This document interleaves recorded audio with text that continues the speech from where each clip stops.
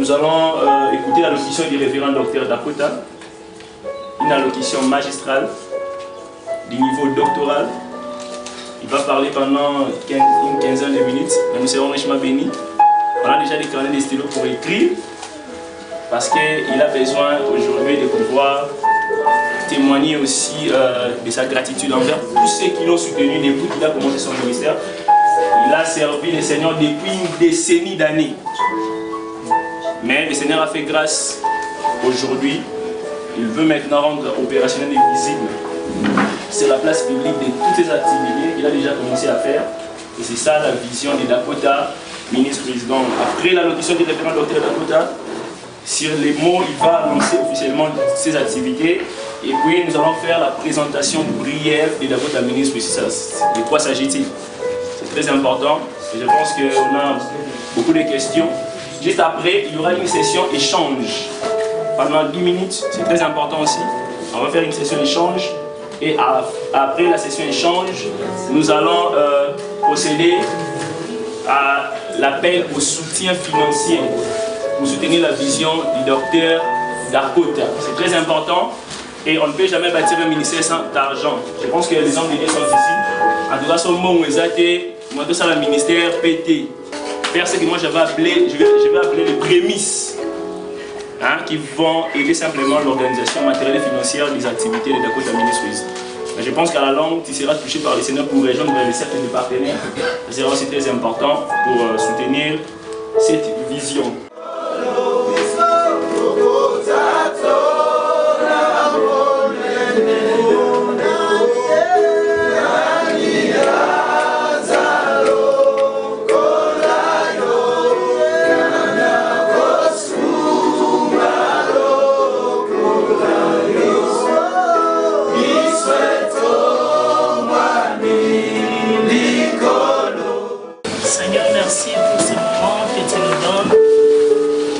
Ces temps que tu nous accordes. Merci pour ton Saint-Esprit qui est au rendez-vous. Merci pour ta grâce. Merci pour les intelligences que tu vas offrir. Merci pour la grâce que tu nous as fait ce matin. Je te dédie ce moment, s'il te plaît. Seigneur, parle-nous au nom de ton Fils Jésus-Christ. Amen. Amen. Alors, premièrement, j'avais bien voulu d'abord vous remercier d'avoir rehaussé de votre présence. J'avais bien voulu dès le début que cette journée de lancement officiel soit le plus simplement possible. Il m'a été demandé d'imprimer les invitations et j'avais préféré de commencer d'abord à la maison dans un cadre un peu simple, avec les gens que je maîtrise, je connais très bien. Ensuite, je peux aller dehors, voir des personnes que je ne suis pas trop habitué. Alors, dès le début, ma pensée était qu'aujourd'hui, je puisse prêcher. Et c'est peu de minutes que je fais à l'intérieur du bureau. Je ferai le contraire de tout ce que les gens entendent. Je ne vais pas prêcher. Je vais illustrer. Lisons le livre des Nombres. Nombres chapitre 10. Nombres chapitre 10e. Je suis au verset 29. Nombres chapitre 10e. Le verset 29e. Je vais aller jusqu'au verset 34. Fils de Réoul, les Madianites, beau-père de Moïse, nous partons pour les lieux dont l'Éternel a dit, je vous les donnerai. Viens avec nous et nous te ferons du bien, car l'Éternel a promis de faire du bien à Israël. Hobab lui répondit, je n'irai point, mais j'irai dans mon pays et dans ma patrie. Et Moïse dit, ne nous quitte pas, je te prie, puisque tu connais les lieux où nous campons dans les déserts. Tu nous serviras de guide. Et si tu viens avec nous, nous te ferons jouir du bien que l'Éternel nous fera. Ils partirent de la montagne de l'Éternel et marchèrent 3 jours. L'arche de l'alliance de l'Éternel partit devant eux et fit une marche de 3 jours voulèrent chercher un lieu de repos. La nuée de l'Éternel était au-dessus d'eux pendant des jours lorsqu'ils partaient du camp. Quand l'arche partait, Moïse disait, « Lève-toi, Éternel, et que tes ennemis soient dispersés, que ceux qui te haïssent fuient devant ta face. » Alors, dans quelques minutes, parce que nous avons dépassé aussi nos minutes, dans quelques minutes, je vais essayer d'illustrer, parce que j'ai dit, je ne vais pas prêcher. Quand Moïse est allé chez les Madianites, proprement dit chez Jéthro, il y a eu un problème. C'est quoi le problème? Moïse a trouvé que Jéthro avait 7 fils. Nulle part la Bible fait mention que Jéthro avait aussi un fils. On parle que de 7 filles. On n'a pas parlé d'Obab. Et maintenant que nous sommes dans le livre de Nombre 10, la Bible parle maintenant d'Obab. Alors la grande question qu'on doit se poser, est-ce que Obab n'était pas là quand Moïse est venu dans la maison de Jéthro? Alors plus grave encore, si Obab était là, pourquoi confier les troupeaux de Jéthro à Moïse pendant que Obab est là? Ça démontre que Obab n'était pas là. Et plus loin dans les Écritures, nous verrons, nous allons remarquer que si Obab n'était pas là, au moment où Moïse est arrivé chez Jéthro, cela signifie que Obab est né après l'arrivée de Moïse dans la maison de Jéthro. Là, c'est la première proposition.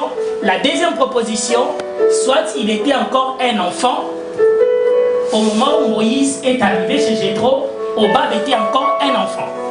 Alors, l'hypothèse qu'on doit retenir est l'hypothèse selon laquelle, quand Moïse est arrivé dans la maison de Jéthro, Obab était encore soit un enfant, soit il n'était pas encore né. Parce que nous remarquerons qu'au mont Horeb, Moïse aura 80 ans. Donc il a fait 40 ans dans la maison de Jéthro. Alors si Obab avait aussi déjà touché 40 ans, pourquoi ne pas lui confier directement les troupeaux? C'est que même au moment où Moïse reçoit la paix pour rentrer en Égypte, Obab devait avoir soit dans les 15 ans, soit dans les 20 ans. C'est dans ces moments-là que Obab va remplacer Moïse pour garder les troupeaux de son père. Pourquoi j'ai dit Obab? Parce que les sœurs de Séphora, entre guillemets, seraient déjà mariées. Parce que si Séphora se marie quand Moïse arrive chez Jéthro, 40 ans plus tard, je trouve trop mal que les 6 autres sœurs ne se soient pas mariées après 40 ans.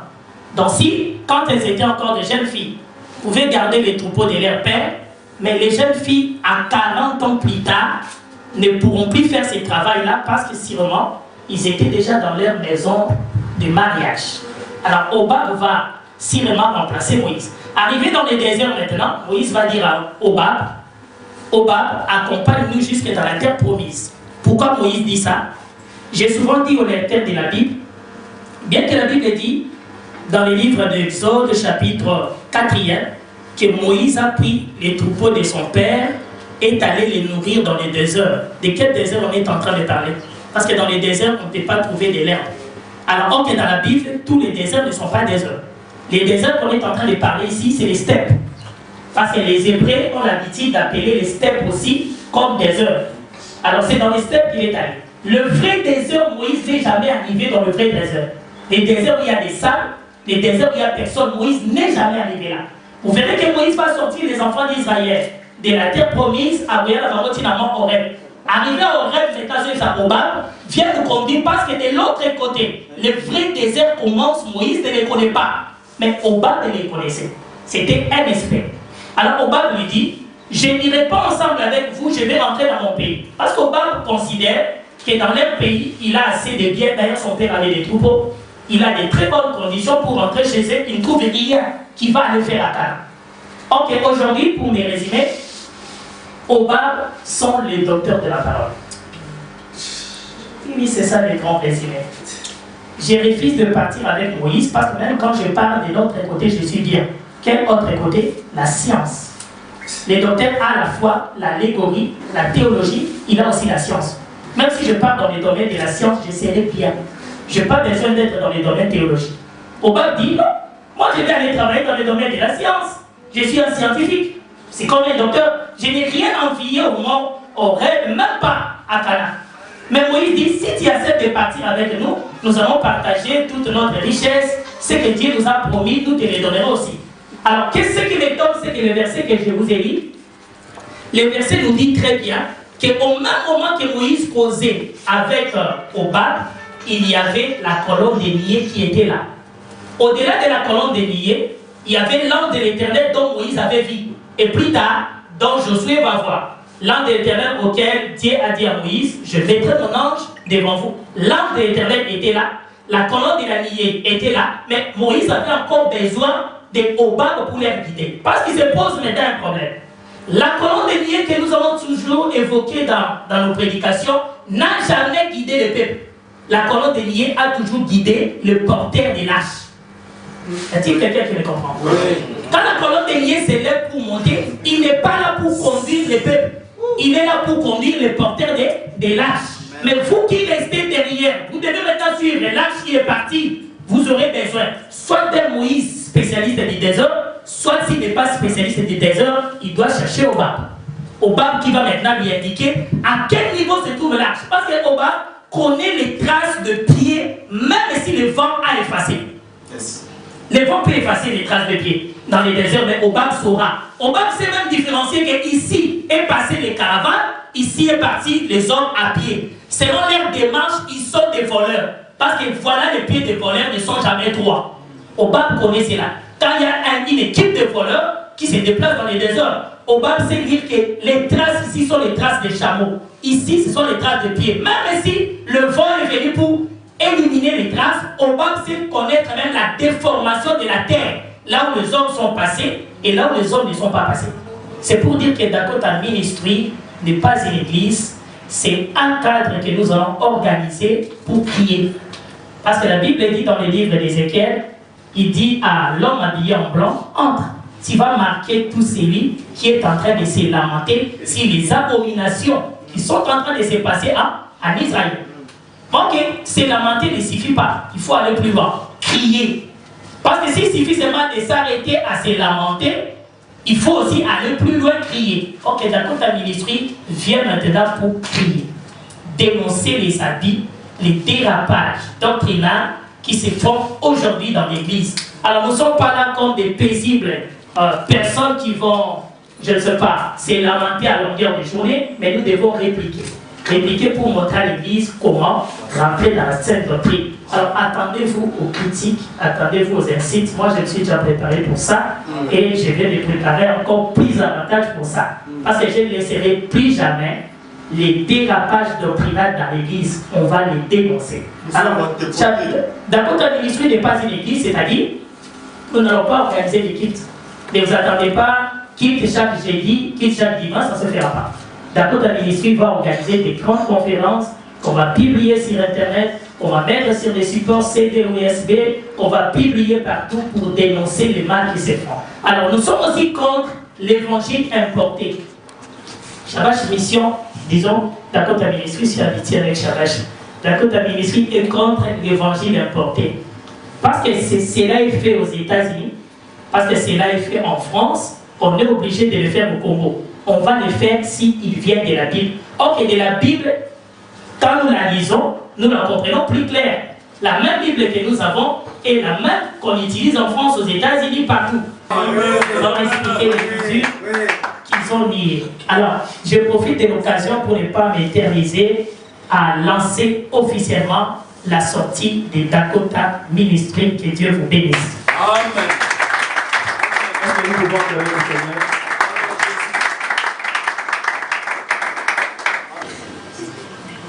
Est-ce qu'aujourd'hui, l'homme de Dieu peut prêter serment devant ce grand peuple, la réunie, qu'il va rester légalement dans la parole de Dieu, sans pourtant faire comme cela que nous connaissons?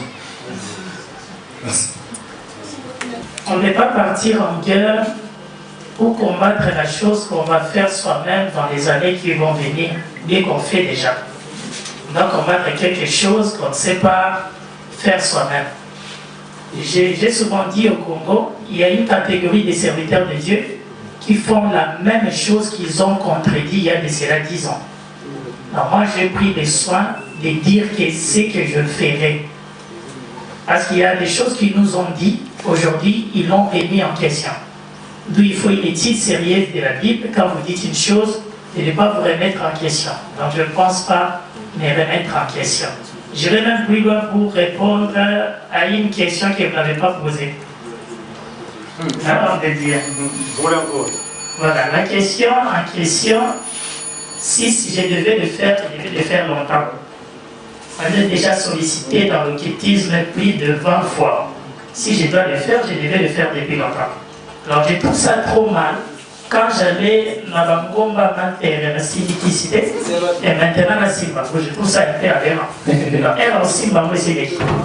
Voilà ma réponse. Par rapport il y a le logo, Docteur Dakota, ou interprète sur deux couleurs dans le logo, rouge, na bleu. Mais tout le monde deux couleurs sous na moto, pour prêter serment, et la noir, na PMB. Et moi, c'est le pasteur Cédric. C'est au PHG. Il fallait tirer attention. La première interprétation est d'ailleurs théologique, elle est connue. Le monde est noir, nous apportons le blanc. Alors la deuxième interprétation, c'est que là, vous m'excuserez, c'est notre petit secret. Ça veut dire que je suis Onyx, du chiffre 11, Joseph. Azalaka hébreu, Azalaka égyptien. Azal normal, Azalaka fou. Azal a double identité, double casquette. Je cache. Moi, j'ai une préoccupation. La préoccupation est celle-ci. Je vais nous demander une chose. Vous savez, pour qu'aujourd'hui, Toyoka, Makambo Toyoka sur les hommes de Dieu, et zappé poto soaka, kilo tolata kilo na bangote. Alors que le Christ nous a demandé yakola takapé kilo à baninga. Quand je dis kilo, non, on a le sang. Nazo senga na biso tolata pe yakota ministère na motema au travers de la prière. Prier, avoir toujours l'habitude de prier pour la côte ministre, demander à Dieu de mettre sa main pour que la côte ministre puisse aller de l'avant. C'est ça mon préoccupation. Nous pouvons mieux acclamer. Je disais que je pensais qu'on pouvait mieux acclamer la proposition de... Ce n'est pas une préoccupation, mais un souci qui est vraiment, en tout cas, le plus important. Docteur, il y a une mise en garde déjà que beaucoup peut-être vont dire ce que comment organiser trop bien, comment on va organiser. Tiens, bon, je sais, je vous dis vrai. Je connais un pasteur à Télémino, c'est l'iPad de l'église, il a marqué. Je sais pourquoi je dis ça. Ce n'est qu'une mise en garde. Un conseil pour ne pas être mise en garde. Dernière préoccupation, c'est que des moments pareils, il y a des choses en nous qui ont il y a certains qui ont déjà même pris peut-être des résolutions.